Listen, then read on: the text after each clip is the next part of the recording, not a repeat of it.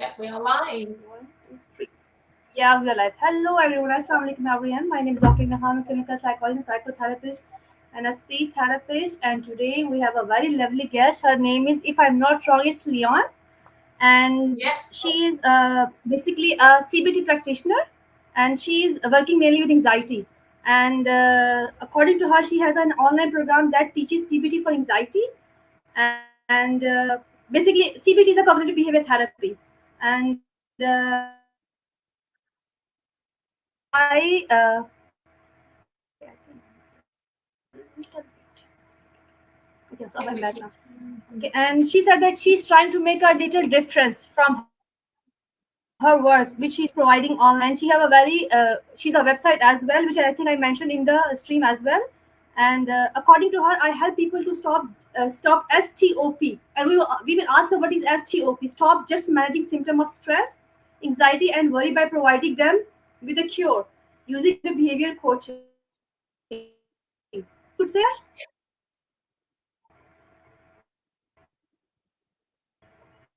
We keep. I think we're. Okay, I think it's a little bit Keep problem. freezing. Can you hear me? Yeah, I can hear you. It just keeps freezing every now and again. So Okay, so I would like you to introduce yourself. it's frozen. It's frozen again. I can't hear you.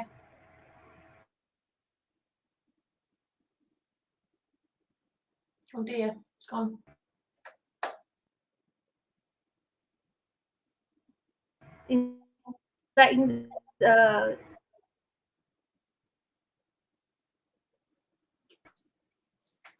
So it's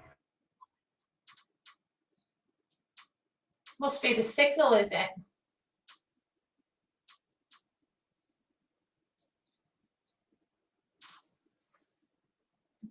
It's completely frozen now.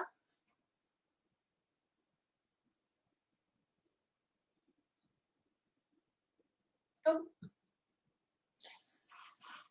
I'm not sure what's happened.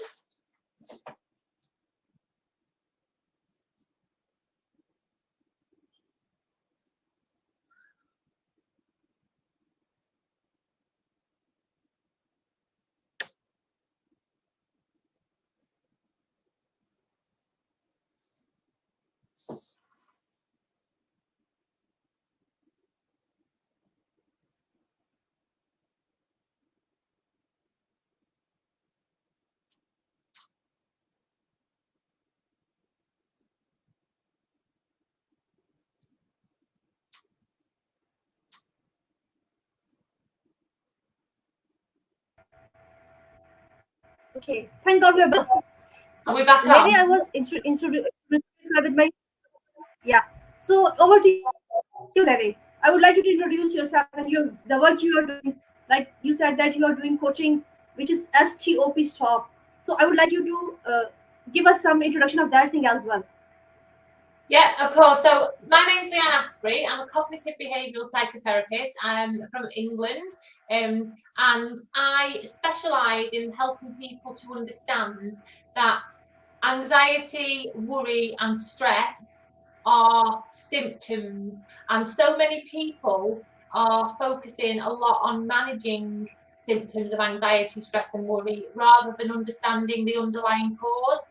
A lot of therapists kind of give out tips on how to manage the symptoms, but I believe you don't have to manage the symptoms. We weren't born anxious, we weren't born worried, we weren't born stressed, so we don't need to live our lives feeling that way. And I help people to understand the root cause of these things so that they can free themselves from the symptoms, because nobody should be living a life anxious, worried, or stressed. That's not what life is. It's about finding happiness and understanding how to do that. So I specialise in helping people to understand themselves, really, because we're not educated enough.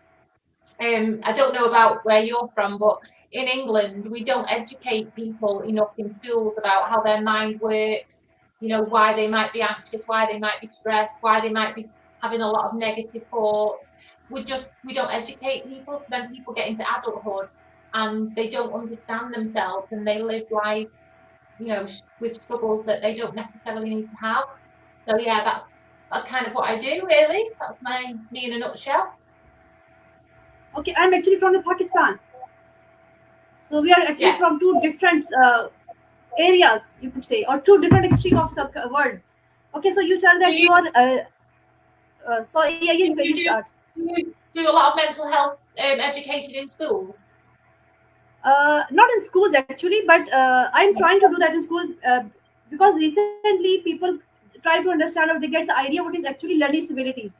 Before that, they were just talking about MR, which is intellectual disabilities, and then the population came, which they don't understand a hyperpopulation, which is autism. You might remember that because I, Yes. in first place, I asked you for talk about autism, and you said that you don't deal these problems. That I told you that we have a lot of parents who have children with autism and they're so Yeah. anxious and they're I have seen a lot of parents who complain that their life is totally stopped just because of they have a child with special needs and with different needs. So over here we are trying to do our best to do a lot of things, but now we have a lot of psychologists in our schools as well, and we have special institution as well who cater the children with special needs.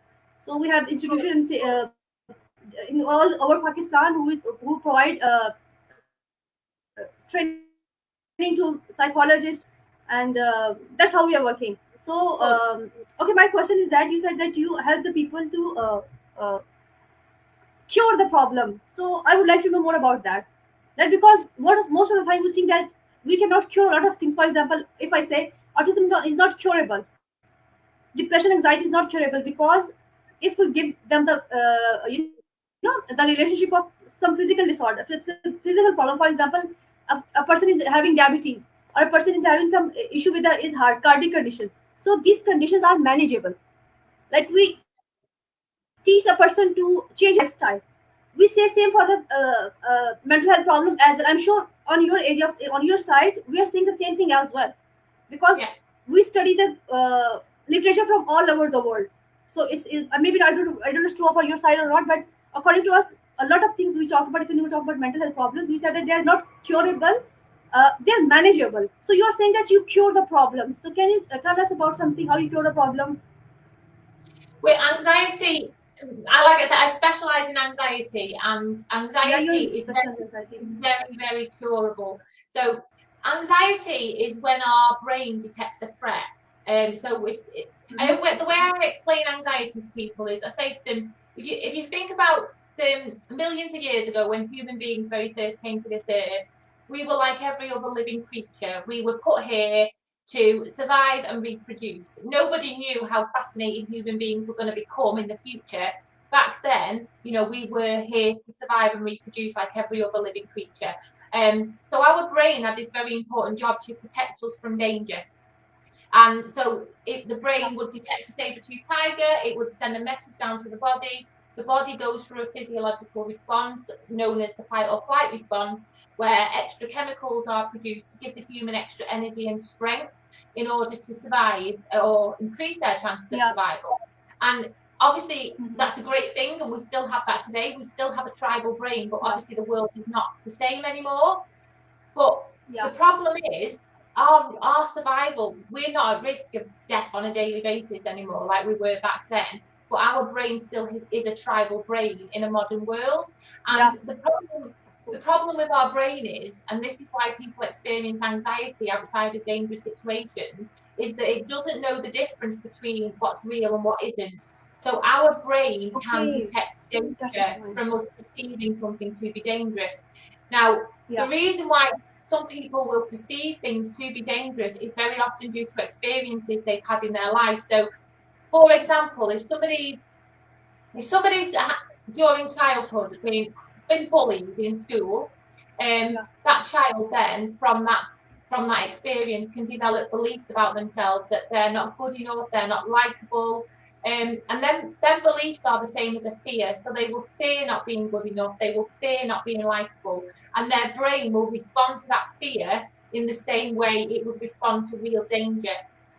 So Yeah. they will get True. anxious in situations where they might be perceiving that they're not liked by somebody, or they'll get anxious in situations where they might be worried they're not good at something.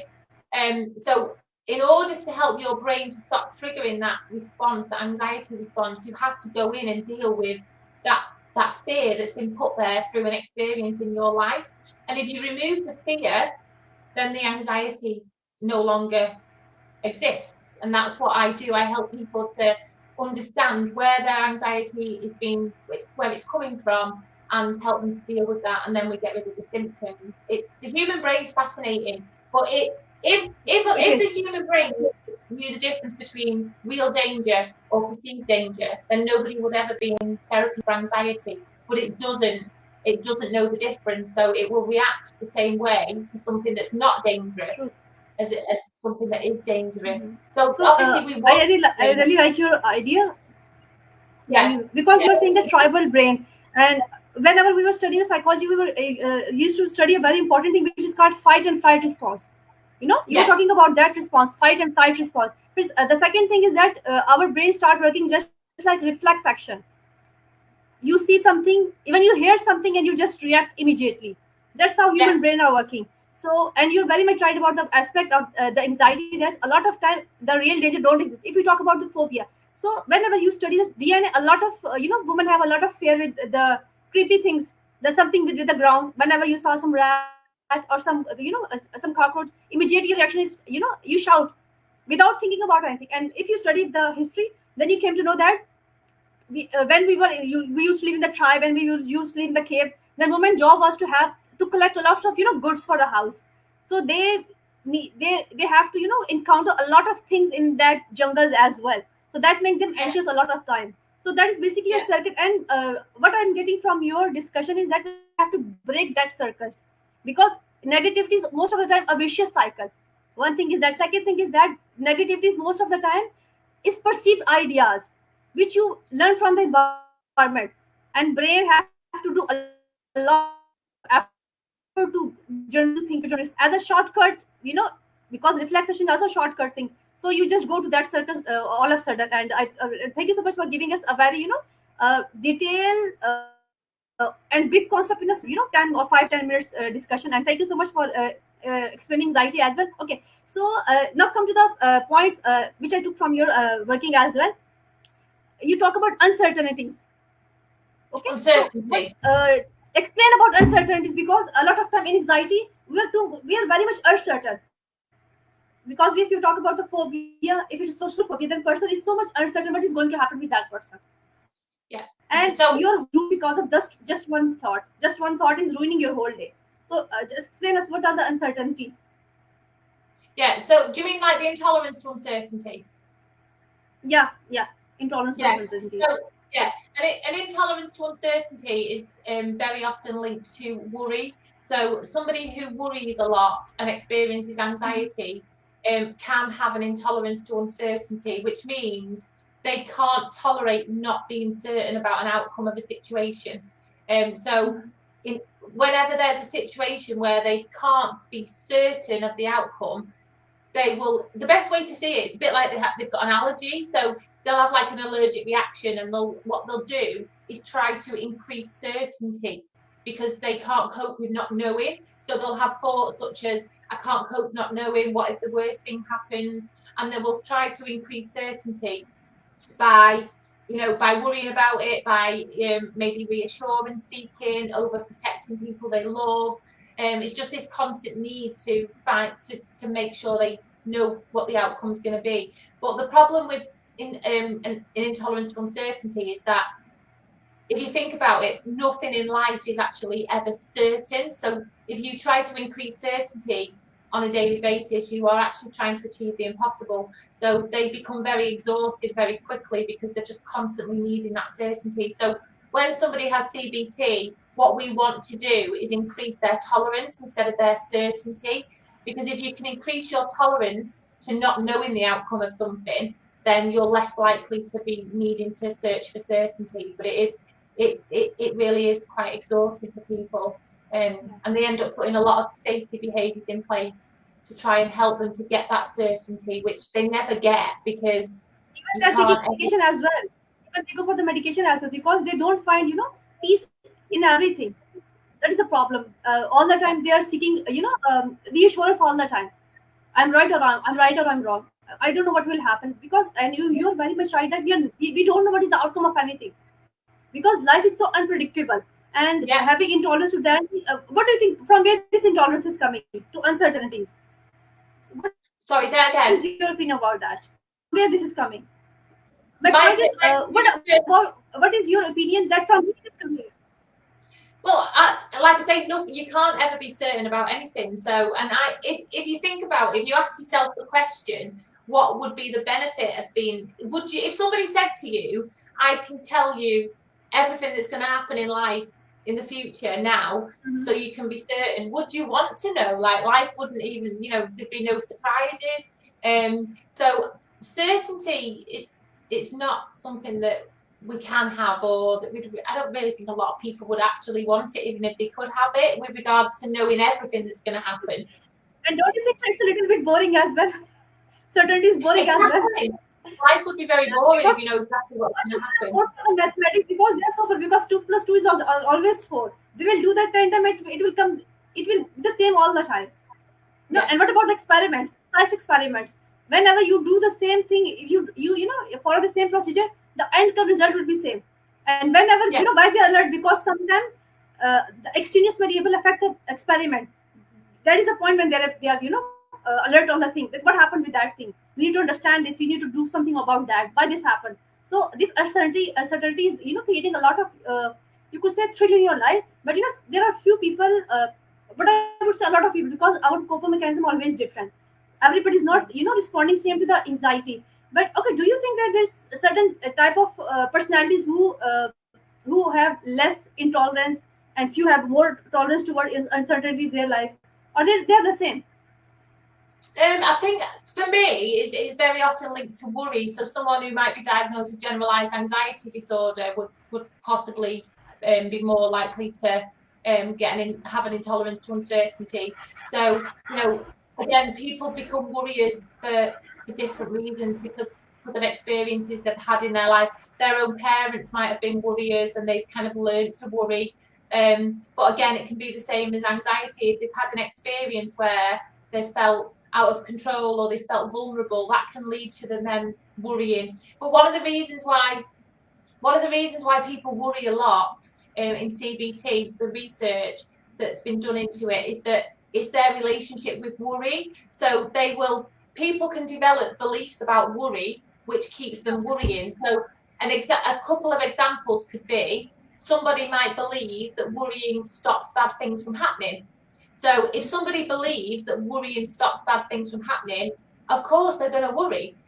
Somebody might True. believe that worrying prepares them just in case things do happen. And again, if you believe that worrying prepares you, you're going to worry. So when somebody worries a lot in CBT, we want to be looking at their relationship with worry and what it is they believe that worrying, how they believe worrying is helping them, and helping them to see that that's not actually the case, because worrying doesn't do any of them things.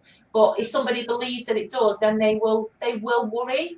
So it's exploring their relationship with worry. But the intolerance to uncertainty is very often linked to people who excessively worry, and it's just become that constant need to know what's going to happen, because they can, in fact, with an intolerance to uncertainty, this is how interesting it is. They are somebody with an intolerance to uncertainty needs certainty, but they would rather know that something bad is going to happen than not know what is going to happen at all. So it's not even a case of they don't want something bad to happen. It's more that they would rather know that something bad is going to happen than not know at all, because they can't tolerate not being certain. So they would rather know, even if it's not Because good. it's a very important point. You are saying that it will question their you could say their self image, because people think that they know everything. They want to know everything. And so whenever we had when Laymate, if you have seen Laymate talking to each other, they would say, I told you it would happen, so it's happening now. So life is so uncertain that at times whatever you believe it happens, it actually happens, because Yeah, what you're talking about is happening coming from the same society. So you're living in the same society, and you know that if you study for the exam, you're going to pass the exam. yeah, Okay, if you get first position, and you study very little, then you will be astonished. Well, why it happened? We thought that we are going to pass. How this happened? So you are very much right that instead of nothing happened at all, they get worry on that thing, that why we didn't fail on that thing, why our predictions are wrong. So it makes them upset as well. So maybe you could say that people are not happy in any situation at all, or maybe they are not being happy because they were uncertain in certain situation. So I really much like the ideas or the point you are giving me by explaining, because and you're explaining very beautifully, and these are so simple words. We're not using some terminology, because yes, it's right that we are two professionals. You're coming from some other, you're from England, I'm from Pakistan, and our you could say our approaches are different. Maybe you're doing CBT, maybe I'm doing something else as well. And even then, it's so easy for people from your side and from our side that the brain circuit is almost same everywhere. If you talk about that, the human reactions are same as well, because as a collective, Absolutely, if you yeah. talk about collective Human unconscious, brains these the things are same coming in from all the the same side as well. Even before COVID, I was working with a family, and when I saw their family relationship, that was exactly same like our relationship. So I was so astonished at that point that we think that over there the culture is different. Maybe a woman problem is different over there, but mm, everywhere woman problem is same, man problem same. Women have to worry. Woman is a mother. She's a mother. She have to worry a lot for her child. That why yeah, the child is not growing up. Why the child is not eating certain food. So it's the worry of a mother. So if we talk about professional, if it's about psychologist, so they would say why that sometimes if we working with a patient and the patient is unpredictable, so maybe it make us sometimes worry as well, that why, because we have seen the behavior pattern. That's why we it may make us worry that why the person is not behaving the same way. But you're right, very much right about the point that sometimes it make us more worry that why we I was very much right about that thing. Thank you so much giving us very good observation and a simple word as well. Okay, so you have used stop. yeah. Can you please tell me about that? What is this? You said you stop. Say that again. So you Okay, keep okay, freezing okay. again. Let Hello, me. can you hear me? Okay, I'm sure it's fine. Yeah, I can hear you. So you mentioned about STOP stop. You stop. So what is about that STOP? What does that mean? Is it like abbreviation of something? And I would also like to know about your program as well that you offer to other people through your platform, So when I Mind say Your Future, which is actually a term. yeah, when I say stop, what I mean is stop means that people will no longer do it. So I want to help people to stop just managing anxiety. So as a therapist, I could give somebody loads of strategies to manage their anxiety, like meditation, mindfulness. I could advise them to exercise, breathing exercises. I could give them strategies to manage their symptoms, but I want to help people to stop having the symptoms and not have them anymore. So I do share them techniques, but I also encourage people to identify the root cause so that the symptoms do go away. So that's what ultimately I do as a therapist. I want to help people to stop just struggling on every day and managing symptoms that don't need to be managed. I say to people, like, if you had a physical health problem and you went to the doctor and the doctor said, I can give you something to manage your symptoms, or I can help you to understand where your symptoms are coming from and deal with that. You would never say to the doctor, "Oh, just give me the medication to manage it." You would want the doctor to get to the root problem, and our mind's no different. We've got to see our mind the same. That that if we get to the root, we get rid of the symptoms, and that's ultimately that's what I want to help people to do. Oh, we're gone again. So yeah, that's my ultimate goal, is to help people to no longer just manage their symptoms and to understand their minds and themselves in the best way they can, so that they can take control of their happiness and their mental health and no longer have to live with these struggles. I think we've lost her again.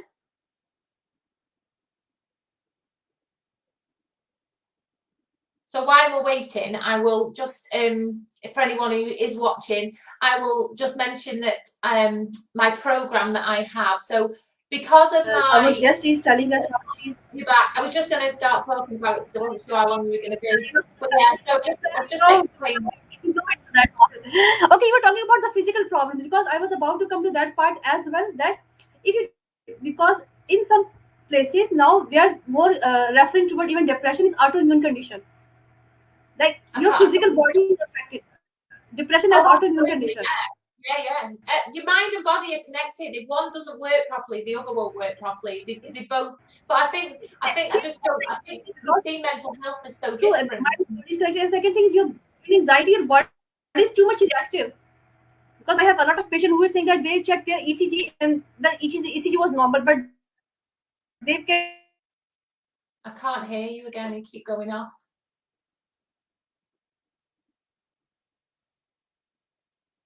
Gone again.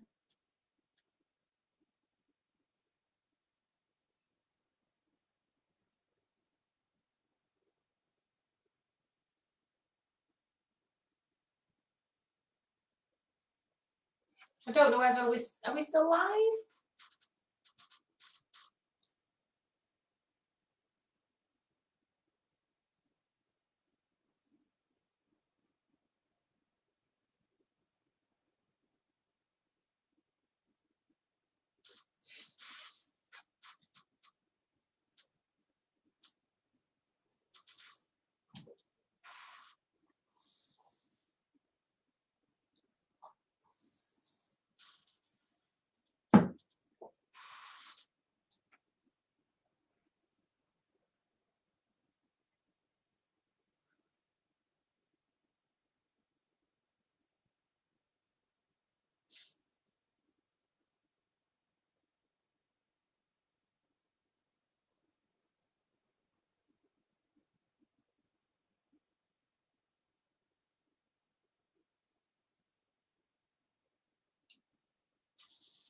I think we've lost it.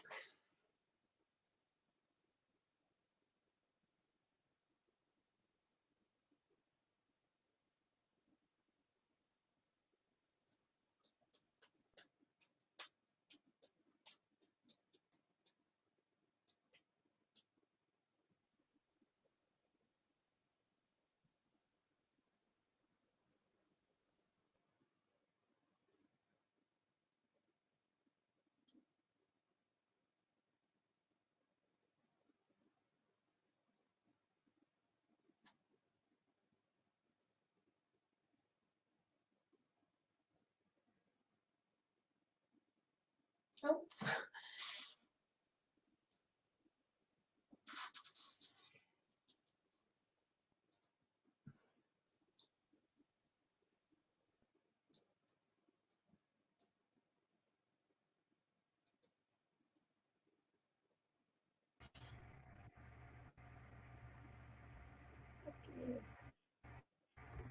So, can you hear me, Lenny? Yeah, I can hear I got you. it back. So we were talking about the physical aspect of mental health problem because the sudden depression You and keep even if going your off. whole body is involved, panic attack like situation. I think we should keep going. We should not wait for the thing. That we are visible or not. Okay. So, uh, can you please explain more about that condition? Because mind is totally related to the body, and the brain is the functioning, and the brain is the thing that is controlling your body. So, how you can how you can I can't. part or what is not our control, and most of the time who are I can't hear you. It keeps going off. can you hear me, Lenny? I do. I keep getting the odd word, and Yeah, then it's it keeps going off. going off. Let me see if the other person. I Okay, can. I think the other one is restored. I should change the connection. Just give me a moment. Okay, Okay. you should okay, you should tell us about the physical aspect of anxiety. I would like you to tell about physical aspect of that. Okay, okay. So when the physical symptoms of anxiety that people might get in the fight or flight response, some of the common ones are a racing heart, then your muscles will tighten, because as a way of trying to protect your body. Yeah. Some people will feel quite lightheaded, breathlessness, shaking, nauseous. Sometimes people's vision might go a bit blurred, they might go a bit hot or cold. blood pressure rises, the symptoms are different for everybody. Some people get, just the racing heart. Some people will get all the symptoms. It's very different, the symptoms that people experience. But some of the racing heart is probably one of the most common ones, and the tightening of the Yeah. chest. But what's important to understand is that even though the symptoms are very uncomfortable, they are very safe and they are very normal. And I always encourage people because one of the things that can happen if you get a racing heart and you get tightening in your chest during an anxiety response, people can then panic about the symptoms. So they might start thinking, oh my gosh, I'm having a heart attack, I can't breathe. And if you start to think like that, what it does is it kind of triggers more anxiety, because then your brain thinks you are in more danger. So it increases the fight or flight response. So it's really important to just understand that the symptoms are normal, they are completely safe, and just to take deep breaths to let your brain know that you are safe, to calm the symptoms down. Because as soon as your brain knows you're safe, the fight or flight response will start to settle. But people do very often misinterpret the symptoms, which then increases more symptoms. Are you there?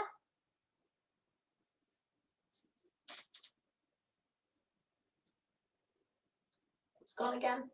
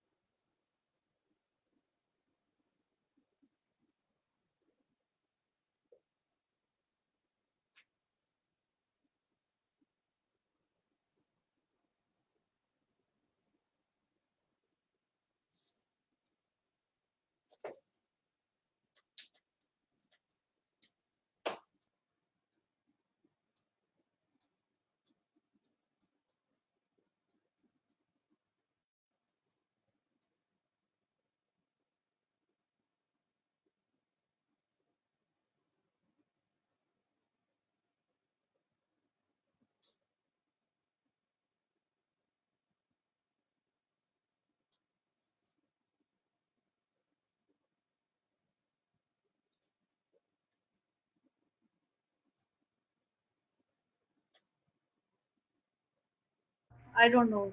Sometimes it happened, and technologies, sometimes playing tricks with us, giving us anxiety like that. The What, internet's two not things, not which very was good. your Sorry, I can't hear you again. What was that? having, breathing, shortness of breath or tightness of chest, something like that. People are facing that a lot. So how you I can't hear you. It's froze again. state, how you mention about mindfulness Mindfulness. in them. What is your best way to help them? Sorry, I can't hear you. What was that? Sorry. All I heard was mindfulness.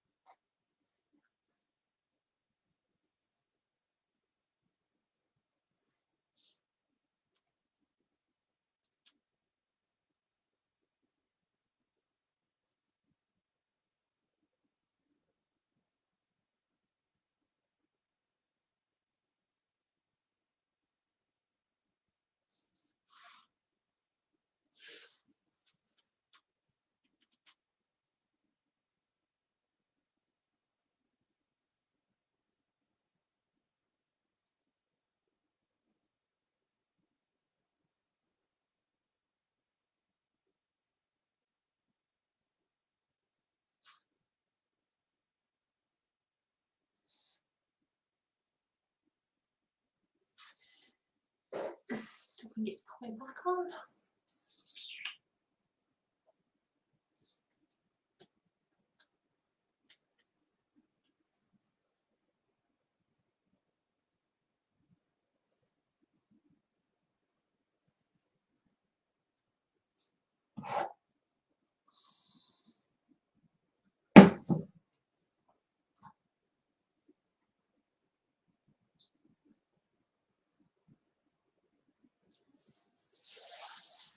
I think we've lost it.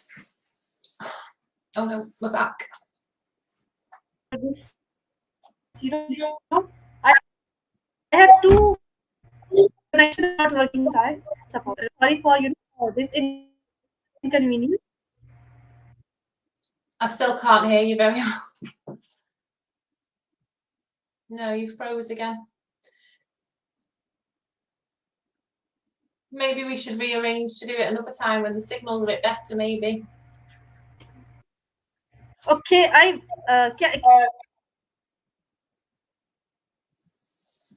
I can't hear you. Oh, you've gone again. Oh, can you hear back me? again. Yeah, I'm back again. I keep hearing little snippets and then it keeps going off. Yeah, it's going on and off. Okay, so we were talking about the physical aspect of anxiety, and you told us that are having any kind of situation, and most of them are feeling chest congestion and stuff like I can't hear you. that. So she told us that you are doing effective these exercises for these people who are having anxiety. Okay. Okay, Lena, can you read the chat? Should I write? Okay, now I'm back. Yeah, you can write in the chat. Yeah, I can see that. I'm back now. Okay, so if I go off, then I will write in the chat. My problem, no, not my problem. My question is that you talk about physical aspect of anxiety, and in start you said that you are teaching other people mindfulness and breathing exercise as well. So how effective these exercises are for these individuals who are having anxiety? Because it is mostly would say that it's kind of first aid to those people who cannot seek immediate professional help from the person, but they can manage themselves at home, and that is what you're teaching them. You're teaching them mindfulness, and you're teaching them how to cope up with their own anxiety. So can you please tell us a little bit about that you're teaching in your course as well, so other people will understand that what you're doing and how effective these activities are for these children, what these individuals are. Yeah.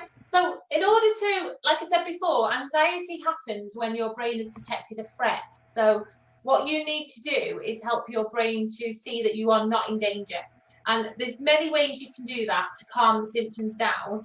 Mindfulness being a great one. Mindfulness is when you train your brain to be in the present moment. So if you're worrying about something that might happen in the future, or you're thinking about something that's happened in the past, your brain is not present in the present moment. So mindfulness is about being present. So, mindfulness, it's just, there's a technique called the 5, 4, 3, 2, 1, where it's 5 things you can see. So it's looking around the room for 5 things that you can see and kind of making your brain really focus on them 5 things. So then you're taking your mind off the thing that's caused you to get anxious. 4 things you can hear, so it's listening out for 4 different sounds. 3 things you can touch, 2 things you can smell, and 1 thing you can taste. So it's 5, 4, 3, 2, 1. So by the time you've done them 5 things, your brain should be present in the moment, and whatever it is that's caused you to get anxious will have been kind of forgotten about, and the fight or flight response should have started to calm down. Breathing exercises are really good because they can activate the part of your brain that, the part of your brain where the threat's coming from. So they say breathe in for like 4 and breathe out for 7, because the exhale being longer than the inhale is proven to help people to calm down. Meditation's really good as well. Meditation's about resetting your mind, just switching off from what's happening around you.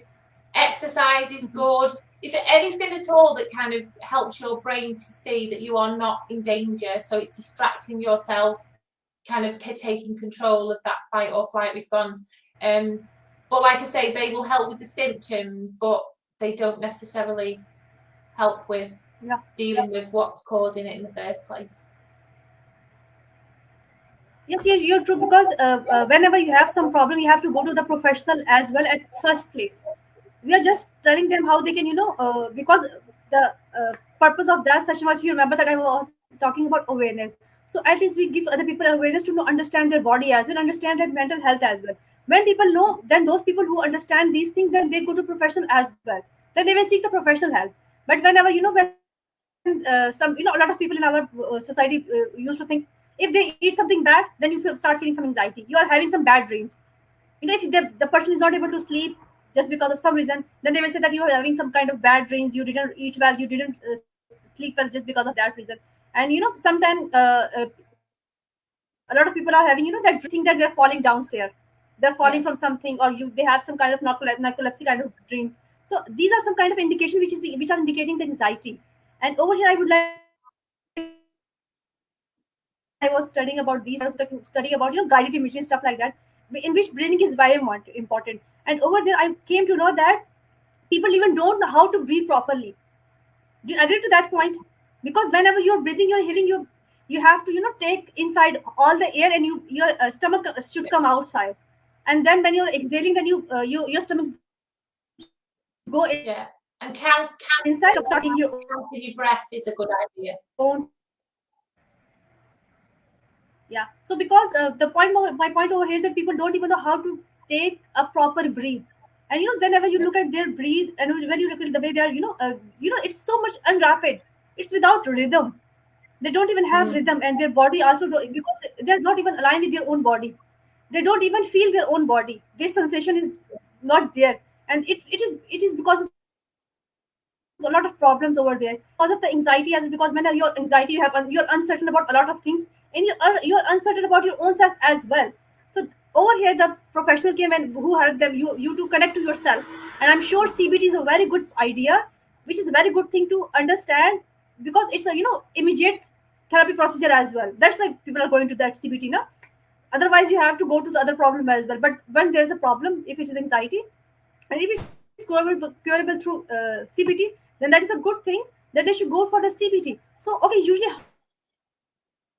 how many sessions, if you're giving them coaching and their session, how many sessions it would take to them to start feeling normal, or start feeling their own self, start feeling their body?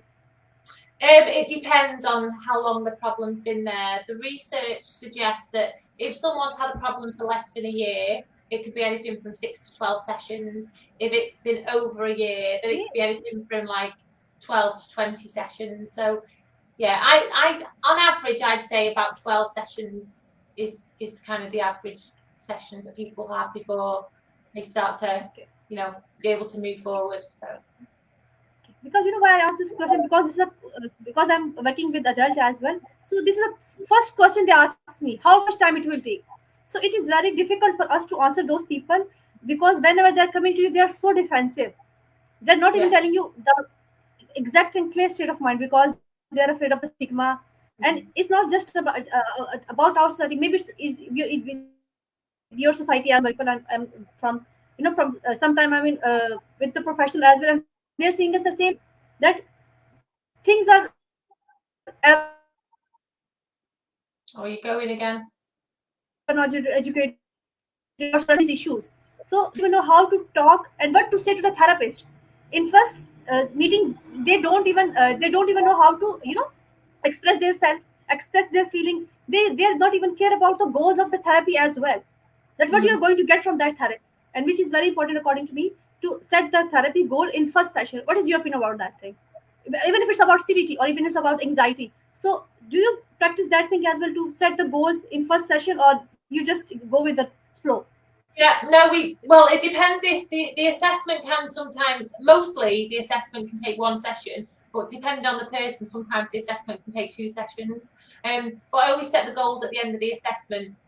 So I ask the person what it is they want to get from the sessions, just so that the treatment plan that I put together gets them what they want from the therapy sessions, because it's ultimately what they want from the sessions that you need to be working on. So yeah, I always set them straight right at the start. So sometimes the goals change because people like Okay. learn stuff and they realize that, actually they don't want that now and they want this instead. So the Yeah. goals are flexible. But I always ask them to Yeah. set them at the start. Actually, that was my question after that. Sometimes people sometimes come to you without because their expectations are not rational for the therapy because their own goals are not rational. So I think it is creating a lot of problem for them as well. Sometimes because of that irrational goals, they're in the problem. Do you agree to that point? Yeah, people, obviously people sometimes come into therapy, not really knowing what they want, or sometimes thinking that they can achieve something quite quickly. Like quite often people will want results very quickly, which I totally understand because they've been struggling for a long time and they just want the problem to go away. Um, but it's understanding that the human brain needs time to adjust, and you've got to be consistent with the exercises in order for change to occur. So it's not an overnight fix. It takes and it's hard work. People do have to do the work in CBT to get the results. It's not a doddle. You don't just come to a session for an hour a week and then go away, and you've got to do work outside the sessions in order for change to occur. But if people do the work and they engage and they Yeah. work towards their own goals, obviously it's collaborative, so the therapist and client work together, um, then yeah, there's no reasons why they wouldn't get good results from it. Okay. Okay. Secondly, thing I would ask also, I like to ask from it is maybe related to your program as well. Okay, what is Yeah, the frequency of giving you assignment to them? From assignment, I mean some homework. For example, if you have a patient who have a lot of trouble thinking, because you also talk about negative thinking, and which is automatic and which is creating a lot of problem for us because these are coming from everywhere. Maybe it's two questions. One question is that how frequent, or you could say what kind of homework you are giving to these patients, and second thing is how you are teaching your patient to overcome that negative thoughts right. because this is a problem for them. First of all, with negative thoughts, it's about educating them about their thoughts because, like I said before, we aren't educated enough about our thoughts. Like, nobody tells us where our thoughts come from, why we have negative thoughts, and and the brain creates errors in our thinking, which are also known as cognitive Yeah, distortions. Um, yeah, my job as a therapist, see, every single client I work with, the one thing they all have in common is that they are having negative thoughts and believing them to be true. So how I yeah, see it is my job as their therapist is to help them to understand their thoughts and start to believe for themselves that these thoughts are not true, and therefore they don't have to believe them, they don't have to give them their attention, and they are in control because people, even though we don't choose to have negative thoughts, they are automatic. We do have a choice on whether we give them our attention or not. And my job is to help people to understand that they are in control and that they absolutely don't have to give their thoughts their attention. They're not true. And how I do that is, like I say, through education about their thoughts.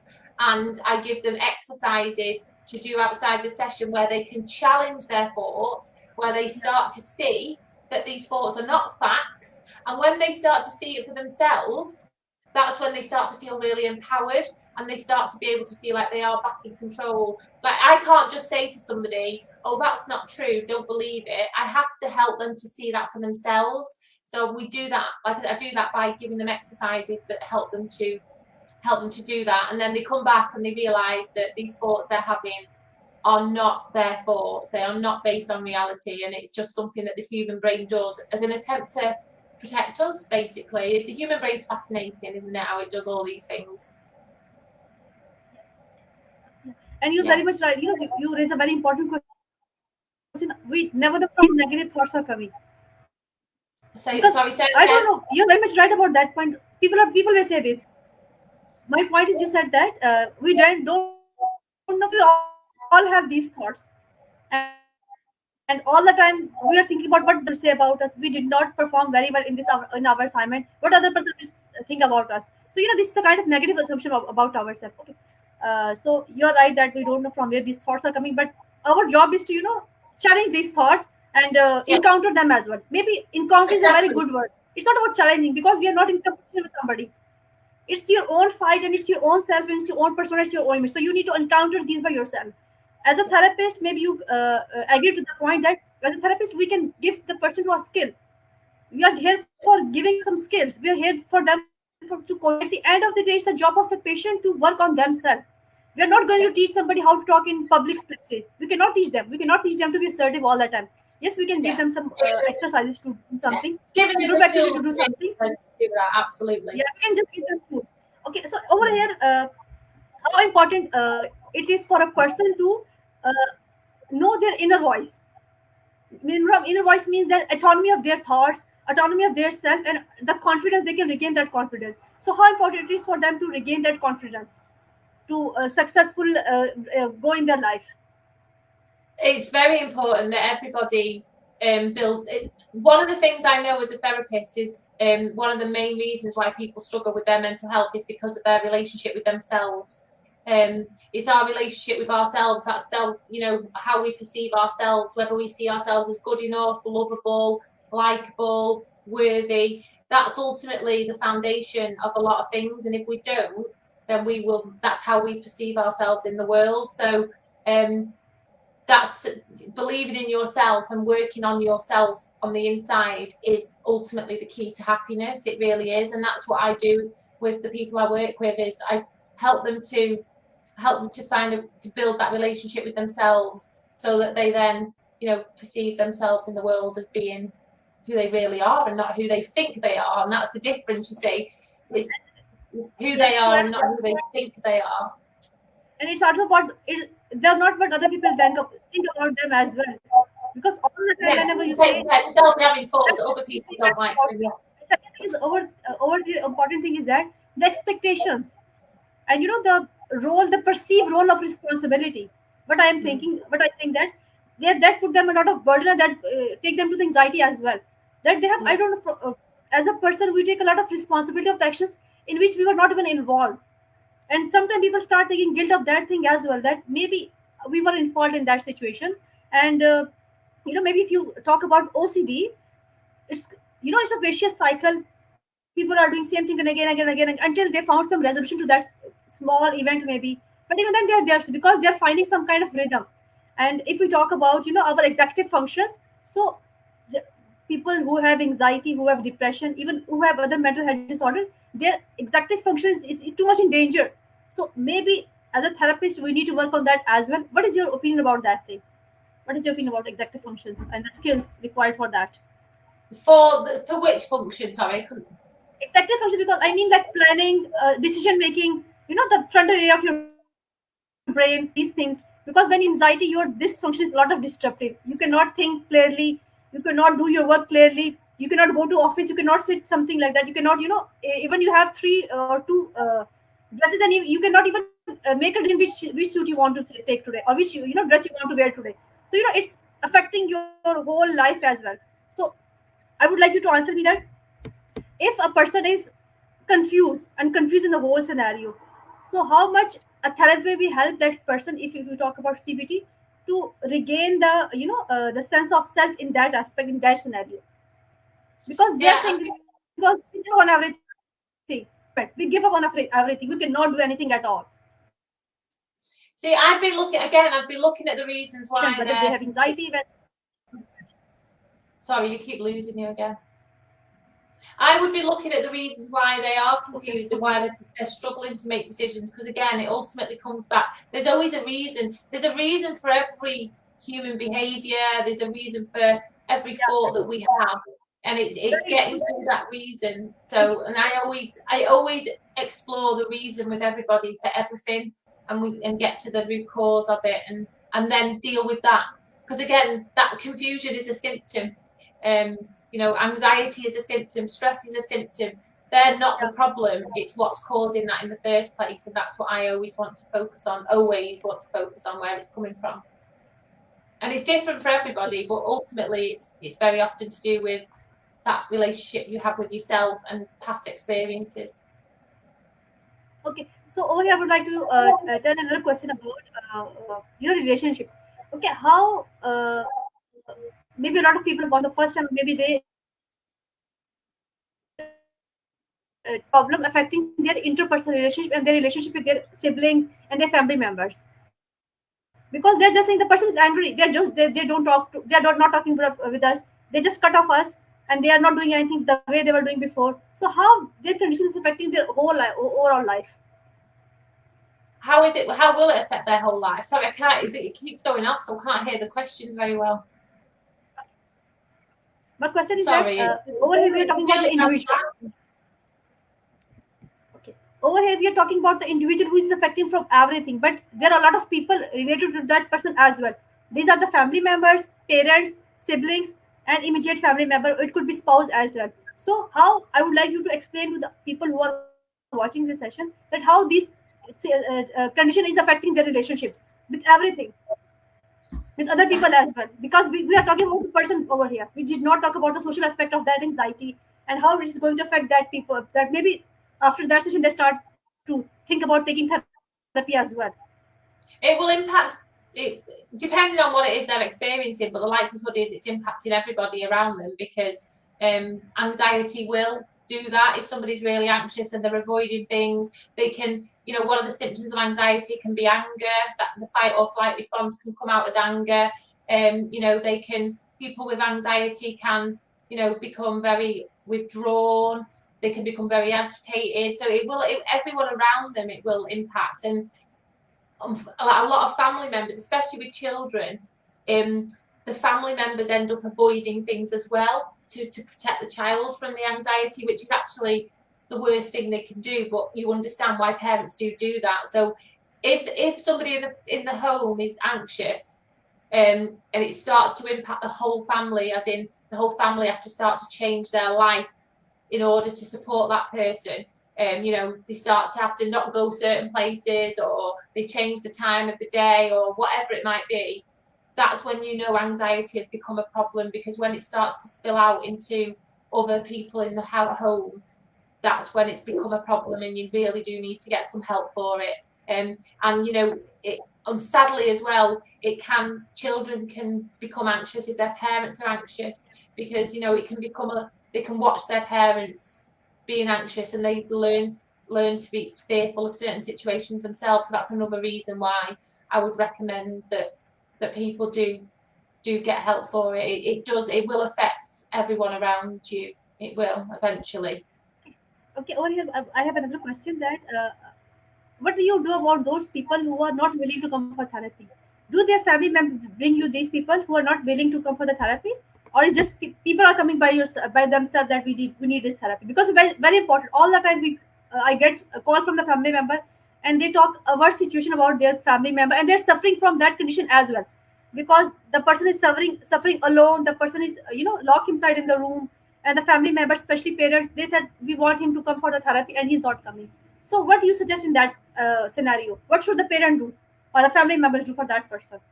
Unfortunately, in my experience, there's not a lot you can do, because you can't force somebody to get help, and therapy will not work for a person who's not there because they want to be there. Like I've had people come to my therapy room, and they've said, I've been told I've got to come. And I straight away say to them, unless you're here because you want to be here and you are open and ready for change, then this won't work for you. And it's better to be honest with them, because it's just not. I don't want to waste their time. I don't want that. I'd rather be working with someone who wants the help. And they'll get to the point where they're ready. But until they are ready, unfortunately, there's not. All you can do is encourage them. Get them to maybe read up on therapy. Share some stories with them about people who've been for therapy and the success they've had from it. Try and encourage them to do that. But ultimately, it's their decision, and if they don't want to do it, you won't be able to help them. You've got to wait till they get ready for that point. But at the same time, if it's impacting the whole family, then obviously there's decisions to be made there, because you need to protect other people in the family as well. And if they're not ready to get help yet, you've got to kind of look at that. It's a really difficult situation to live with somebody who's struggling, who won't help themselves. I really do empathise with anybody who's in that situation. But yeah, you can't. They've got to be ready. Yes, second thing is that you cannot impose something on someone. But maybe over here, according to my opinion, maybe you do a little bit, supportive way with the parents. Maybe they try to do something, because over here maybe they listen to their parent at that point. Sometimes they don't even listen to the parent. Sometimes they listen to their best friend. And even if they come for once in first session, they could get a lot of idea what is going with them, because they're so afraid of a lot of things, because their whole perception is damaged. Their perception of reality is damaged. Everything around them is damaged, because they don't see, their eyes is so so much in the fog. So for them everything is danger, as you were talking about in the start, that it's a tribal brain. The brain is coming from generation to generation, and everything for us is danger. If I talk to somebody, I will feel judged by them, because these are the which I'm getting from the patient. And they say that, if I say this to my friend, then they will say that, it's just your thought, it's nothing going to happen like that. And he said that I'm actually feeling these things. I'm actually that patient was suffering from anxiety, and he get that anxiety after having the COVID positive. So Mm. he was all that, having all the death thoughts and stuff like that, and he got that anxiety, death anxiety as well. So when he discussed this issue with the friends, and his friends said that it's your, it's just in your head, nothing going to happen. And the problem was, in his family, two to three people died of that corona situation. So over here, he thought that, and what happened with that case? Let me explain you. Maybe you have some time. Okay. In start, he took one session from me, and he said that I'm going to some other country, because I'm over here on the vacation. I'm going to some other country, and maybe I will be okay after I go there, because my job is over there. I have a big setup over there, and if I get busy, I will be okay. And I get the call from that person after You've gone again. like it took 2 to 3. Yeah, he go to emergency twice and thrice, just because of his state of the. He was facing something like that, because he got a lot of panic attacks because of his anxiety. So over here, just because of maybe misguidance from the friends, that no, it's okay. You're just feeling that. You're just having some kind of nausea kind of state. You will be okay if you change the situation. So it is very important. The first thing, maybe the conclusion of our today's discussion is, the person need to be willing by themselves. You cannot impose your therapy to someone. Okay, thank you so much, No. Lily, for your time. I would like you to give the the end message to people who are watching. And it was lovely talking to you, actually. You're very welcome. It's lovely. So, yeah, my end message for anyone is, if you are experiencing anxiety, stress, or worry, you can get help for it, and it can, you don't just have to manage it. There, it's understanding what the root cause is and working on that, because you're not here to you're not here to feel those emotions. You're here to be happy, and if you're not, then get the right help and do the work that needs to be done. And I've got an online program for anyone who can't access therapy that educates you with all the techniques that I use in CBT to help people to understand their mind and identify what it is that's causing it, and helping them to overcome it. So if anyone wants any information on that, then just send me a DM on Facebook or Instagram. But I've also got a free event coming up, actually, on the 25th of April, where I'm going to be sharing more about this, and more about the reasons why people experience anxiety, stress, and worry. And anybody's welcome to sign up to attend it. Again, it's on my Instagram page, and it's on my Facebook page. So just Okay, go and access it. it will be on your Instagram page. The event will be on your Sorry? Instagram page, or it will be on Facebook as well. Yeah, The it's on event my. will be If you on go on my, Instagram, it will be on the. or maybe I could send you the link and you could put it under this video. Should I do that? Yeah, yes, even I will mention the create a separate post for that as well. I think that will be very helpful for them. I will create a Okay. separate post for your event as well. Yeah, I think that is I'll a send better you the thing, link and you because can if you, share it. Yeah, sure, that'd be I will give great. them into invitation on your behalf. And thank you so much for Lele. It was lovely talking to you. And you are from England. I'm from Yeah, Pakistan. It was very nice to exchange some cultural thoughts and yes, experience. And I absolutely. learned a Thank lot you of. for having me. All Uh, right, lovely to and I speak to will, you. And I sorry, will say call that you again. again. Very. I will invite you again into my live stream. You're very I'm welcome. sure Thank you this for asking me. discussion as well. Thank you so much. It's Thank you nice so much for your to time. think that I've actually got. I'm worldwide now. But thank you, and thanks everybody for watching. Thank you so much. Bye. Bye. Okay, thank you so much everybody for watching. जिन्होंने देखा and जो बाद में देखेंगे. And that was end from today's discussion. It was about anxiety, and the topic was intolerance to inconsistency.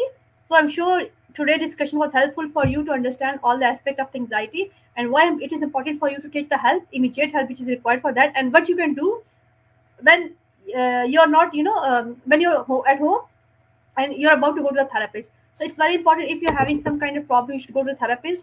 And at the end, I would like to say that take your mental health as your physical health. And it is very important to understand, if you are suffering from these kind of situation, please go for the therapist, take immediate help. And if your family members are suffering from these kind of situation, please go to therapist. And the purpose of these sessions are just to create an awareness among everyone. And I hope I'm getting successful, and thank you so much everybody for giving me the positive response. See you in another live stream. I think it is today again. You will see me again today, but it's a surprise. Love face. Bye.